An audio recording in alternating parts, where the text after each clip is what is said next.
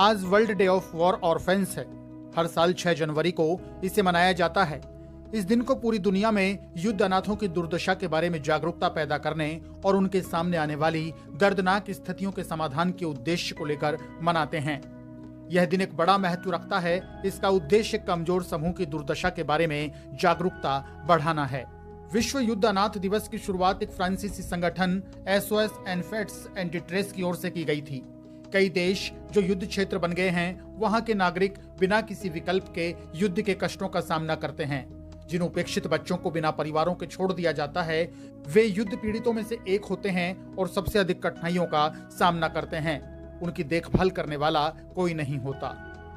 युद्ध के अनाथों का विश्व दिवस दुनिया को याद दिलाता है कि दर्दनाक परिस्थितियों में बच्चों की देखभाल विशेष रूप से महामारी के बीच एक प्राथमिकता है।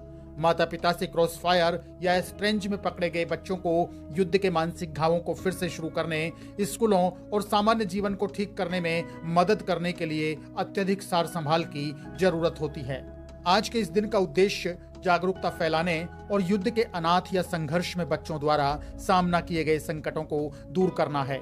इसके अलावा जो बच्चे अनाथालयों में बड़े होते हैं, वे अक्सर भावनात्मक और सामाजिक भेदभाव का सामना करते हैं।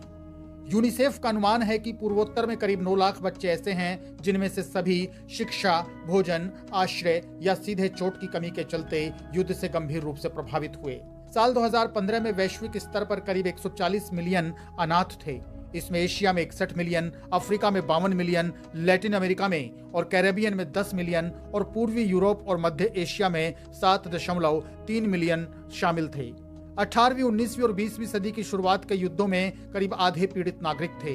द्वितीय विश्व युद्ध में यह 2/3 था और 1980 के दशक के अंत तक यह लगभग 90% था। यूनिसेफ का कहना है कि अनाथों की अनुमानित कुल संख्या 1990-2001 में बढ़ी, लेकिन 2001 के बाद से संख्या में धीरे धीरे हर साल 0.7% की दर से गिरावट आई। यूनिसेफ का मानना है कि बच्चे हिंसा और मानसिक स्वास्थ्य संबंधी चिंताओं के मुख्य शिकार होते हैं।